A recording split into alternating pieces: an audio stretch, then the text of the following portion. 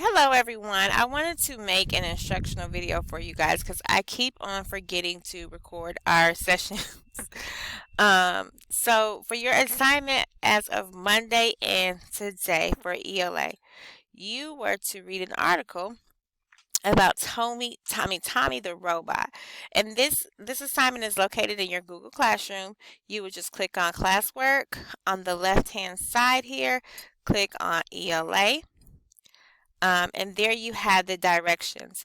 Always remember that I'm going to post the title here, and I am also going to give you step-by-step directions on how to turn this in. So number one says read the article. You're going to answer the questions using a Google Doc and turn it in. And then be sure to turn in the responses for your grade. As you can see, I have 4 people that have turned it in already. You have until Friday to complete this assignment. So if you click on the article, the title of the article is Tommy the Robot Nurse Helps Italian Doctors Care for the Coronavirus Patients. This article was written April 15th, 2020. So it is not old at all. It's fairly new because here we are. It's April 21st. So this article was printed or created about 7 days ago or so, or 6 days ago. So let's read about Tommy. As you can see, they have a picture of Tommy here that is helping one of the coronavirus patients in Italy. And it has this caption here that tells you what the picture is about. So the caption says, one of the 6 robots at Ospedale di Circolo Hospital in Varese, Italy, on April 8th, 2020. The robots help healthcare professionals assist coronavirus patients, and Luca Bruno is the person that took this picture.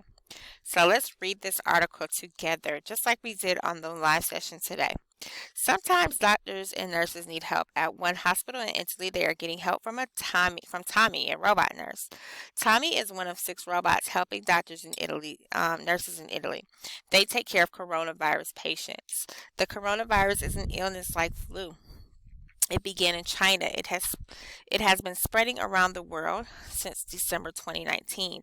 The robots work at the Circular Hospital in Italy. There have been many cases of the coronavirus nearby. Child size with large eyes. I'm inferring that they're talking about what the robot looks like. So it's the size of a child and has really big eyes.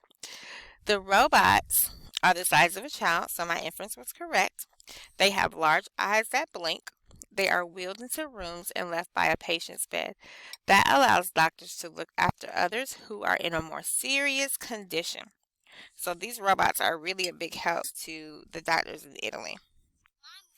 Gianni Gianni Bonelli is in charge of the Circolo Hospital. He described the robot's features. The robot has a screen and a computer, as you can see here in the picture. Patients can talk to nurses and doctors through the robot. Robot can check on patients' health. They do not replace people, Bonelli said. Patients count on people, he said. We know how important it is for them, he said. So they do help out, but they don't replace what a person can do. The robots let doctors and nurses have fewer visits with patients.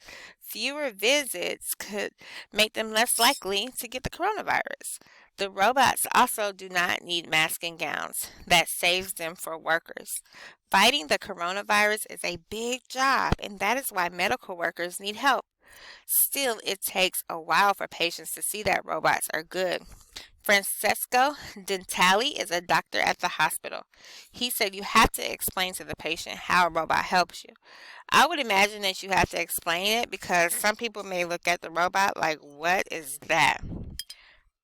Some do not like it, he said, but if you explain your aim, which is your goal, the patient is happy because he or she can speak with the doctor, he said. More than 4,000 Italian health workers have gotten the virus. 66 doctors have died. There have not been enough masks and other things to protect them. Tommy is the name of the son of a doctor at the hospital. Health workers are not going home after they work. They want to avoid spreading the virus to their families. Bonelli said that that the doctor said at least there is someone that he can call by his son's name. It is a way for the doctor to feel at home, he said.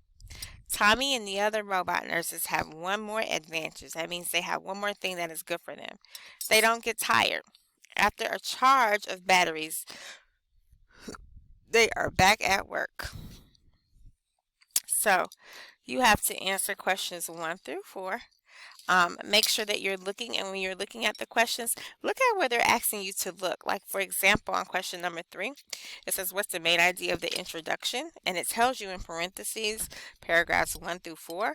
That's your opportunity to go back to paragraphs 1 through 4, reread it, which is here, 1, 2, 3, 4, reread it, and just get a deeper understanding of what is it that they're talking about so that you can better answer the question.